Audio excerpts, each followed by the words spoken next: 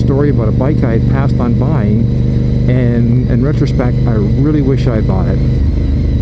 Now, back in the 80s I was looking to get into production racing, and I originally had arranged to buy a Suzuki RG500, which is this bike, and the original trying to buy it failed, didn't work out, and ended up buying it a year later and ended up keeping it as a street bike instead. I decided to stick to GP bikes.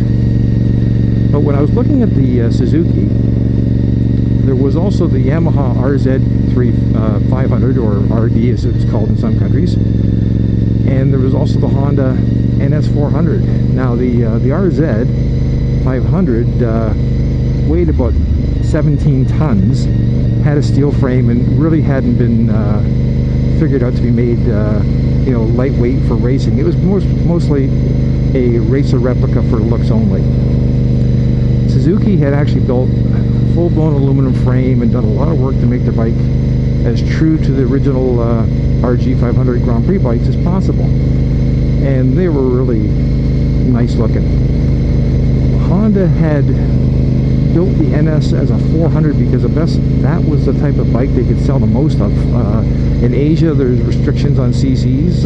500cc bike could be sold in Europe and Canada and, you know, like maybe Australia, but they really couldn't sell it in Japan because they have a limit of 400cc before the licensing restrictions get really tough. So the end result was they had built their bike as a 400, and the part that made it worse was the fact that the Honda bike was actually $500 more than the Suzuki. So you're looking at spending, you know, an extra $500 for 100 less cc. So I made the choice to buy the Suzuki, and it was when it ran, it was an awesome bike, but it had a lot of problems. When it came time to get rid of it, I really didn't miss it.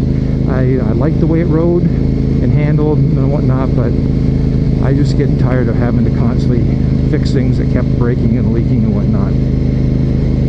And as time went on, the few people I knew that bought the Hondas were talking about how great they were, like super reliable, they always worked and never seemed to have any problems. And I just kept looking at them going like, oh man, I wish I actually had bought the Honda, because I am technically a Honda boy. So, and you know, a few years later I happened to be flipping through the bike trader, and the bikes were originally like $4,500, and there was some, you know, really good condition bikes for sale for like a little over $5,000 or $6,000, and I was like, man, you know, I should almost buy that. And of course I didn't.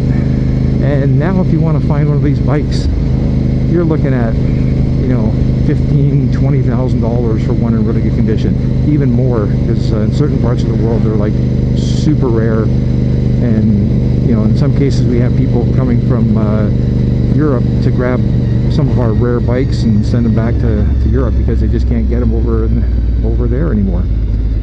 So, you know, it's just a bike I actually wish I'd had pulled the trigger on it and bought it when it first came out, but I didn't.